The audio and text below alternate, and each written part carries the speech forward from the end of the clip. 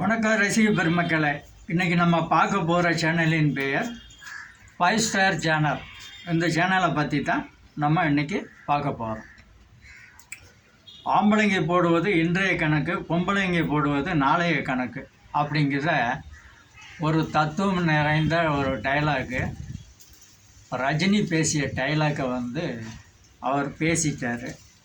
அவர் இன்னி கொஞ்சம் ஆக்ரோஷமாக அந்த டைலாக்குக்கு ஏற்ற மாதிரி அந்த படத்தில் என்ன சொல்லியிருந்தாங்களோ ரஜினி அந்த மாதிரி பேசியிருந்து நடிச்சிருந்தால் நல்லா இருந்திருக்கும். ரஜினி ஸ்டைல் வரணும் அப்படிங்கிறதுக்காக ஆடு தலையாட்டும்ல தண்ணியை ஊற்றுனா அந்த மாதிரி 2 ஆட்டை ஆட்டிட்டார். இனியும் நீங்கள் நல்லா நடிக்கணும். நடித்தா உங்களுக்கு நடிப்பு வர்றதுக்கு வாய்ப்புகள் இருக்குது. அதுக்கு பிறகு நெஞ்சு நெருப்பில் வேகுத வரைக்கும் நான் நடிச்சுக்கிட்டே இருப்பேன். இதாங்க ஒரு கலைஞனுக்குள்ள பெருமை.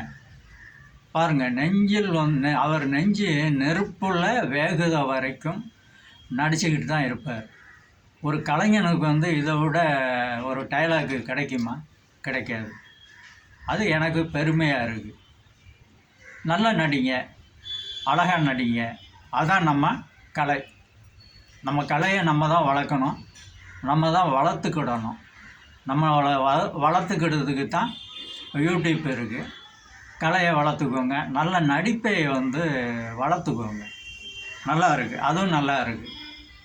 அதுக்கு பிறகு பீச்சில் சாங் போட்டிருக்காரு. பீச்சில் எவ்வளோ விஷயங்கள் எடுக்கலாம். அது கான்செப்டை நீங்கள் பீச்சுக்கு போகும்போது என்ன கான்செப்டில் எடுக்க போகிறோம் அப்படிங்கிறத நீங்கள் புரிஞ்சுக்கிட்டு எடுத்தால் நல்லா இருந்திருக்கும்.